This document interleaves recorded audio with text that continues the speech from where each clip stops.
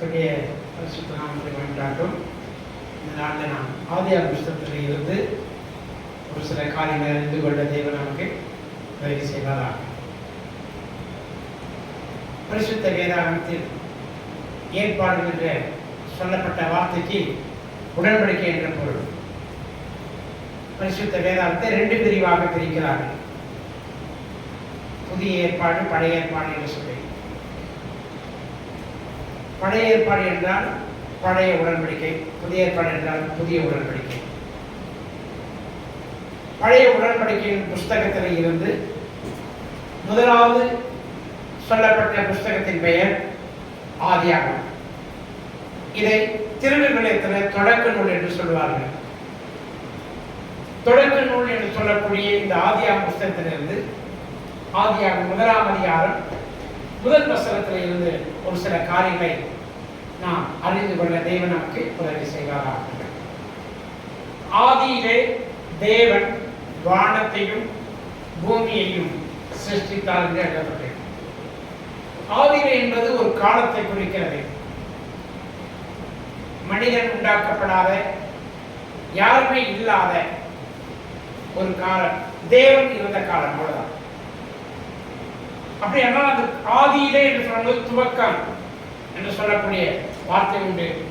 துவக்கத்திலே தேவன் இருந்தார். தேவனுக்கு பல பெயர்கள் உண்டு.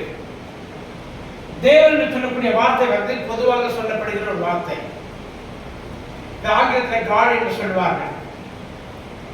பொதுவாக காட் என்று சொல்லும்போது, பொதுவானவர்கள் சொல்லும்போது கடவுள் என்று சொல்வார்கள். நம்முடைய பரிசுத்த வேதாகமத்தில் கடவுள் என்ற வார்த்தை ஒரு இடத்துல வருவதில்லை. ஆகவே நம்முடைய தேவன் கடவுள் அல்ல, அவர் தேவன் என்று நாம் சொல்லுகிறோம். தேவன் என்பதற்கு சரியாக நாம் புரிந்து கொள்வதற்கு 3 காரியங்கள் இருக்கிறது. அதில் இருக்கிறவரும், இருந்தவரும், வருகிறவரும் என்று சொல்லப்பட்டிருக்கு. அப்போ இருக்கிறவர் இப்பொழுது இந்த காலகட்டத்தில் நம்மோடு கூட இருக்கிறவர் தேற்றதவாளாகிய பரிசுத்த ஆவியானவர்.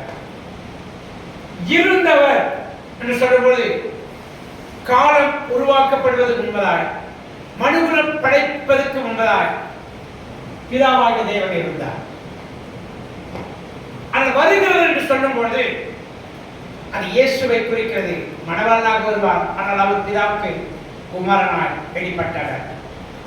இதை பொதுவாக சொல்ல வேண்டுமானால் யாத்ரா புஸ்தகம் 3ஆம் அதிகாரம் 14ஆம் வசனத்திலே மோசே உம்முடைய நாமம் என்னவென்று கேட்டால் நான் என்ன சொல்லுவேன் என்று தேவனிடத்தில் கேட்ட போது அவர் சொல்கிறார், நான் இருக்கிறவராகவே இருக்கிறேன் என்று. இது பழைய ஏற்பாட்டிலே தேவனுக்கு சொல்லப்பட்ட வார்த்தை.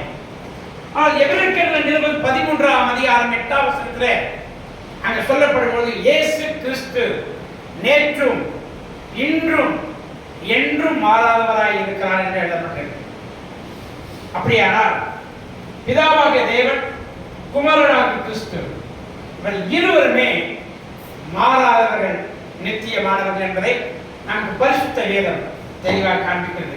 தேவனை குறித்து நிறைய விளக்கம் உண்டு, அதை சொல்ல நேரம் இல்லை. அடுத்த காரியத்துக்கு நான் போக வாஞ்சிக்கிறேன். வானம் பூமி சொல்லக்கூடிய வார்த்தை உண்டு. பரிசுத்த வேதாகமத்திலே வானங்கள் என்று சொல்லி அநேகர் 7 வானங்கள் என்று சொல்லுகிறார்கள். அது எப்படி என்று வேதத்தின் அடிப்படையில் எனக்கு தெரியவில்லை. ஆனால் வேதத்தின் அடிப்படையில் 3 வானங்கள் உண்டு என்பதை நமக்கு தெளிவாக வேதம் நமக்கு கற்பிக்கிறது.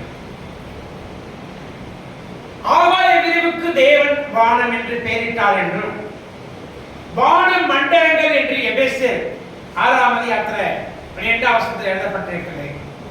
2 கொரிந்தியர் 12ஆம் அதிகாரம் முதல் 3-4 வசனங்களில் வாசிக்கும் பொழுது பவுல் 3ஆம் வானம் வரைக்கும் எடுத்துக் கொள்ளப்பட்டான் என்று எழுதப்பட்டிருக்கிறது. நாம் பார்க்கிற வானம் இது முதலாவது வானம். வான மண்டலங்கள் என்றது நடுவானம். ஆனால் வானவனுக்கு சிங்காசனம், பூமி எனக்கு பாதபடி ஆண்டவருடைய வானம் அது 3ஆவது வானம் என்று நமக்கு பரிசுத்த வேதம் அறிந்து கொள்ள முடிகிறது. இதை இன்னும் தெளிவாய் சொல்ல வேண்டுமானால் 1 பேதுரு 2 பேதுரு 3ஆம் அதிகாரத்திலே நான் வாசிக்கும் பொழுது அந்த வசனத்தை வாசித்தீங்கன்னா உங்களுக்கு அதை நான் கொஞ்சம் விவரிக்கிறதுக்கு வாய்ப்பு.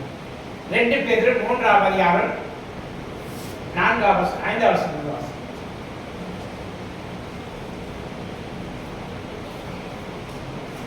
2 பேதுரு 3ஆம் அதிகாரம் 5ஆம் வசனம். பூர்வ காலத்தில் தேவனுடைய வார்த்தையினாலே வானங்களும் ஜடத்தினின்று தோன்றி ஜடத்தினாலே வானங்கள் தோன்றின விதம் எவ்வாறு அப்படின்னு பாத்தீங்கன்னா, இப்ப ஆதியாகமத்தை நீ திருப்புங்க. ஆதியாகமத்தை திருப்பும் போது 5ஆம் வசனத்திலிருந்து வாசி. ஆதியாகமம் 1:5. தேவன் வெளிச்சத்திற்கு பகல் என்று பெயரிட்டார், இருளுக்கு இரவு என்று பெயரிட்டார். சாயங்காலமும் விடியற் காலமும் ஆகி முதலாம் நாள் ஆயிற்று. அடுத்தது, பின்பு தேவன் ஜலத்தின் மத்தியில் ஜலத்தின் மத்தியில், ஜலம் என்றால் தண்ணி இல்லையா? ஜலத்தின் மத்தியில் என்ன உண்டாகணும்? ஆகாய விரிவு உண்டாக கடவது. ஆகாய விரிவு உண்டாக கடவது என்றார். அது ஜலத்தினின்று ஜலத்தை பிரிக்க கடவது என்றும் சொன்னார். அதாவது ஜலத்துல இருந்து தான் எல்லாமே தோன்றுது. ஜலத்துல இருந்து ஒரு ஜலத்தை என்ன செய்யறா, நீங்க அந்த அதிகாரம் முழுது வாசித்தீங்கன்னா உங்களுக்கு விளக்கம். ஜலத்தை பிரிச்சு மேல அனுப்புறார். இதுக்கு பேர் ஆகாய விரிவு. ஜலத்திலிருந்து கீழே இருக்கிற ஜலம் ஒரு இடம் சேர்க்கும் போது இதுக்கு பேர் சமுத்திரம். இந்த தண்ணீர் வடிஞ்சிட்டு வந்து போய் 8ஆம் தரையா மாறுது. 8ஆம் தரையா காய்ந்த தரை, உலர்ந்த தரை, இதுக்கு பேரு பூமி. மேல இருக்கிற ஜலத்துக்கு வானம். ஏன்னா ஆகாய விரிவுக்கு வானம் என்று தேவன் என்ன பண்ணாராம் பேரிட்டார். ஆதியாகமம் 1:8. அவன் ஆகாய விரிவுக்கு தேவன் வானம் என்று. இது ஜலத்துல தோன்றின இந்த வானம், இந்த பூமி என்ன ஆச்சுன்னா நோவாவின் காலத்தை. இப்ப 2 பேதுரு 3ஆம் அதிகாரத்துக்கு வந்தீங்கன்னா அங்க புரியும். நோவாவின் காலத்துல ஜலத்துல அழிக்கப்பட்ட அந்த உலகம் ஜலத்தினால இந்த வானமும் பூமியும் அழிந்து போனது என்பதை நாம் அங்கே வாசிக்கிறோம். பிறகு இப்பொழுது இருக்கிற இந்த வானம், இந்த பூமி எதற்கு இரையாக வைக்கப்பட்டதுன்னா அக்கினிக்கு இரையாக வைக்கப்பட்டிருக்கிறது. இப்போ நாம் காண்கிற இந்த வானம், இது 2ஆவது வானம். அழிந்து போனது நோவாவின் காலத்தில் அழிந்து போன, ஜலப்பிரளயத்தில் மாண்டு போன உலகம், வானம், பூமி, அது 1வது வானம். இது 2வது வானம். 3வது வானம் இனிமேல் இயேசு கிறிஸ்து வரும்பொழுது நமக்கு புதிய வானமும் புதிய பூமியும் உண்டாக காத்திருக்கிறோம். இது 3வது வானம். ஆக 3 வானங்களை குறித்து நமக்கு தெளிவாய் பரிசுத்த வேதாகம் தெரிவிக்கிறது. முதல் வானம் ஜலத்தினால தோன்றுகிறது. இந்த 2வது வானம் ஆண்டவர் தோற்றுவித்தார். அந்த வானத்தை அக்கினிக்கிரையாக வைத்திருக்கிறார். 3வது ஒரு வானமும் பூமியும் உருவாக போகிறது. அந்த உலகத்துக்கு நாம் காத்திருக்கிறோம். ஆகவே இந்த வானமும் பூமியும் ஆரம்பத்தில் உருவாக்கின, ஜலத்தில் உருவாக்கின வானம் பூமி இப்பொழுது இல்லை என்பதை நாம் அறிந்திருக்கிறோம். இதை யார் சிருஷ்டித்தது? தேவன் சிருஷ்டித்தார். தேவன் சர்வ வல்லமை உள்ளவர்.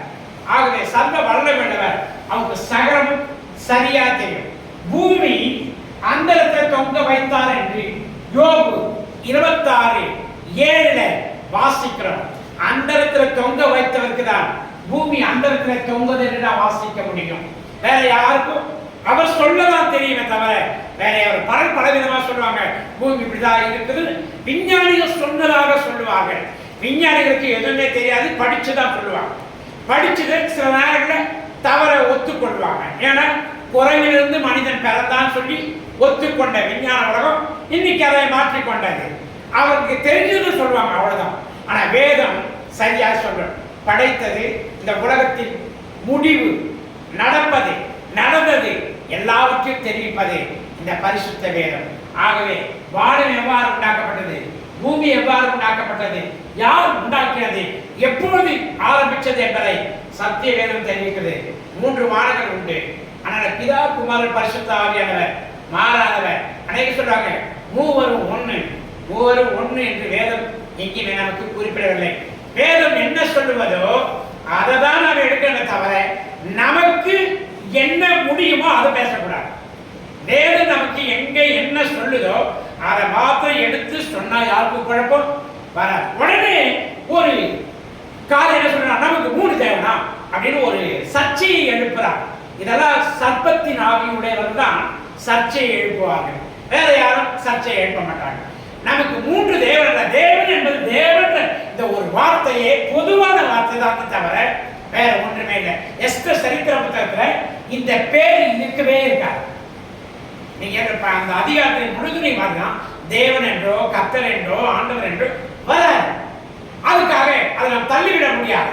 தேவன் அதை நாம் என்ன பண்ணியிருக்கிறாரு, கொடுத்திருக்கிறார். அதன் மூலமாக சில சத்தியங்களை நாம் அடைகிறோம். அதுக்காக தேவனே இல்லை ஆனால் தூக்கி போட்டு நமக்கு கிடைக்கப்பட்டிருக்கிறது, அவ்வளவுதானே தவிர. அதனால வேதம் நமக்கு கையில இருக்குது.